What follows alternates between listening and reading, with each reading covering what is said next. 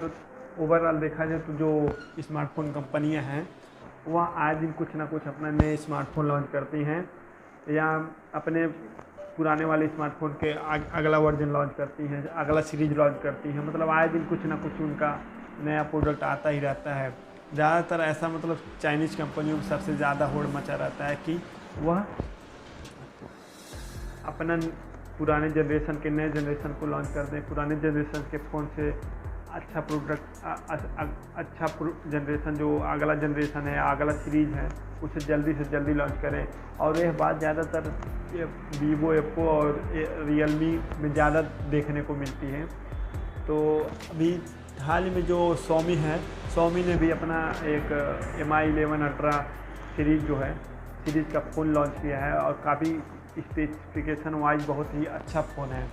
अच्छा फ़ोन होने के नाते उसका जो कंपैरिजन है सीधे सीधे इस समय सैमसंग गैलेक्सी S21 अल्ट्रा का जो है सीरीज उसके साथ हो रहा है। और इसका होने का सबसे बड़ा रीज़न आप लोगों को खुद लग रहा होगा कि सबसे बड़ा रीज़न जो है उसका प्राइस है। प्राइस रेंज का मतलब उसका जो सैमसंग गैलेक्सी S21 अल्ट्रा का जो प्राइस है उससे 20-25 हज़ार रुपये तक अंतर देखने को मिल रहा है।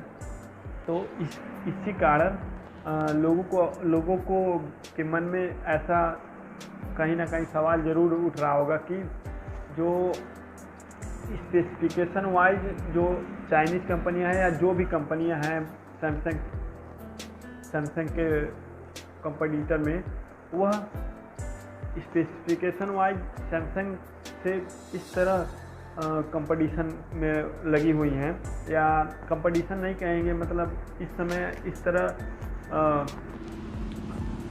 बीट करने में लगी हुई हैं या मार्केट शेयर को हासिल करने में लगी हुई हैं कि इस तरह लगता है कि आने वाला जो समय होगा वह सैमसंग को ये सब कंपनियां बीट कर देंगी, या क्या ऐसा कोई समय आएगा जिसमें सैमसंग को एकदम हरा देंगी लोग। के बारे में बात करते हैं क्योंकि देखा जाए तो सबसे मतलब जो दुनिया में सबसे ज़्यादा स्मार्टफोन बिकता है या सबसे बड़ा जो मार्केट शेयर दुनिया का स्मार्टफोन मार्केट का सबसे बड़ा जो शेयर मार्केट है वो है अभी सैमसंग के पास। मतलब सैमसंग सबसे ज़्यादा स्मार्टफोन दुनिया में बेचती है। दूसरे नंबर पे एप्पल है, तीसरे नंबर पे वीवो, ओप्पो, इस तरह के जो स्मार्टफोन है वो आते हैं। सोमी आता है तीसरे नंबर पे, सोमी आता है चौथे नंबर पे वीवो, ओप्पो, मतलब इस तरह के स्मार्टफोन कंपनी आती हैं। तो इस समय का जो खेल है वह है सैमसंग के पल्ले में। मतलब सैमसंग ही है जो इस दुनिया के स्मार्टफोन का ज़्यादातर हिस्सा बेचने का काम करता है, क्योंकि सैमसंग का जो स्मार्टफोन सेल करने का ऐसा जगह है जहाँ पे बाकी कंपनियां पहुंच ही नहीं सकती, वहाँ पे भी सैमसंग का फ़ोन बिकता है। और सैमसंग के मतलब सबसे बड़ी कंपनी होने का यही केवल कारण नहीं है, उसका कई ऐसा कारण है जिससे वह स्मार्टफोन सबसे ज़्यादा बेचने का मतलब रिकॉर्ड उसके पास रहता है। सबसे और कई कारण है, जैसे वह जो सबसे ज़्यादा इस दुनिया में मतलब रखे एम्प्लॉय की संख्या अगर किसी कंपनी में है तो वह सैमसंग के पास मतलब 4.5 लाख जो एम्प्लॉय हैं सैमसंग के लिए काम करते हैं। और सैमसंग ऐसा नहीं है कि केवल स्मार्टफोन इंडस्ट्री में है, वह बाकी कई ऐसे इंडस्ट्री हैं, लगभग 18+ ऐसे इंडस्ट्री हैं जिसमें सैमसंग सीधे जुड़ा हुआ है और उसमें काम करता है। और लगभग ऐसा कई लगभग ज़्यादातर ऐसा इंडस्ट्री से जुड़ा हुआ है जिसमें वह लीडर है। वह डिफेंस इंडस्ट्री से जुड़ा हुआ है, डिफेंस काम करता है। वह कंस्ट्रक्शन में है, वह केमिकल इंडस्ट्री में है। मतलब ओवरऑल बहुत ऐसे क्षेत्र हैं जिसमें सैमसंग बहुत ही स्मार्ट तरीके से और बहुत ही माहिर तरीके से समझ लीजिए कि वह इस तरह उस इंडस्ट्री में है, फैला हुआ है कि वो उस इंडस्ट्री का लीडर बना हुआ है या माहिर खिलाड़ी है। तो आप खुद देखिए कि जो स्मार्टफोन कंपनी का सबसे जो मेन कंपोनेंट होता है, एक जो एक डिस्प्ले स्मार्टफोन का सबसे मेन कंपोनेंट होता है। ज़्यादातर स्मार्टफोन में सैमसंग का डिस्प्ले होता है। और दूसरे नंबर पे जो प्रोसेसर होता है और ज़्यादातर जो हार्डवेयर जो होते हैं सैमसंग ही बनाता है ज़्यादातर कंपनियों के। अब एप्पल का ही एग्जांपल ले लीजिए, जो एप्पल है उसका जो डिस्प्ले होता है उसका कई कंपोनेंट ऐसे हैं जो एप्पल के सिवाय कोई दूसरी कंपनी बना नहीं सकती है। और ये बात एप्पल को भी पता है कि सैमसंग के सिवाय उसका जो कोई ऐसा कोई पार्टनर नहीं मिलेगा जो उसके डिस्प्ले को या उसके जो प्रोडक्ट के कंपोनेंट होते हैं वो इतने बल्क में या इतने अच्छी क्वांटिटी में इतने एक्यूरेट, बिना किसी गलती के, बिना किसी मतलब कहने का ये मतलब नहीं है कि हर चीज़ वही बनाता है, क्योंकि ज़्यादातर कुछ चीज़ें ऐसी हैं जो मैन्युफैक्चर ज़्यादातर जो चीज़ें होती हैं वो एप्पल खुद, आप लोगों को पता होगा, खुद नहीं करता है, वह दूसरे पार्टी से कराता है, लेकिन क्वालिटी कंट्रोल अपने हाथ में रखता है। तो कुछ चीज़ें फॉक्सकॉन जो है वो बनाता है, मतलब कई ऐसी हैं वो बनाती हैं। तो मेरे कहने का ये अर्थ नहीं था कि मैं सब चीज़ बता रहा हूँ वही बनाते हैं, लेकिन जो मेजर जो स्मार्टफोन के कंपोनेंट होते हैं, जो मेजर स्मार्टफोन कंपनियां हैं, उनके ज़्यादातर चीज़ें, चार्जर, ज़्यादातर जो चीज़ें होती हैं वही बनाता है।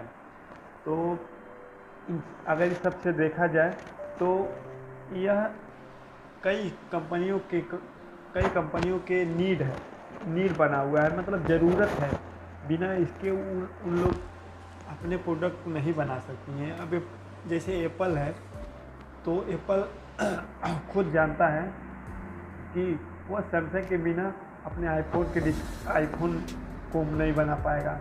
मतलब सैमसंग को खुद पता, और सैमसंग को खुद लगता है कि जो एप्पल है वो उसकी ज़रूरत है और एप्पल को लगता है उसकी ज़रूरत है, मतलब एक दूसरे के नीड बने हुए हैं। और यही कारण है कि बाकी कंपनियां भी हैं कि ज़्यादातर जो कंपोनेंट हैं या कंपोनेंट के लिए वो सैमसंग में निर्भर रहती हैं। तो ऐसा नहीं है कि सैमसंग जो है केवल स्मार्टफोन बेचकर ही कमाता है, वह अपने कंपोनेंट बेचकर भी बहुत ज़्यादा पैसा बनाता है। और जो अदर कंपनियां हैं जैसे Xiaomi हो गई या Vivo हो गए या Realme या Oppo या OnePlus, या बाकी कंपनियों का जो जन्म हुआ है या जो डिपेंडेंसी है वह केवल उनके स्मार्टफोन का जो स्मार्टफोन ही है, क्योंकि वो बिना स्मार्टफोन के उन्हें ना कोई पहचानता है, ना कोई उन्हें जानता है, और ना ही उनका इसके सिवाय ऐसा कोई बहुत बड़ा बिजनेस होगा कि जिसमें वो सक्सेसफुल होंगे। लेकिन सैमसंग का जो है वह बहुत सी चीज़ों में मार्केट लीडर बना है। तो यही कारण है कि जिससे वो सैमसंग को बीट करना मुश्किल है। और बीट तो छोड़िए, इसकी पूरी दुनिया में इस हिसाब का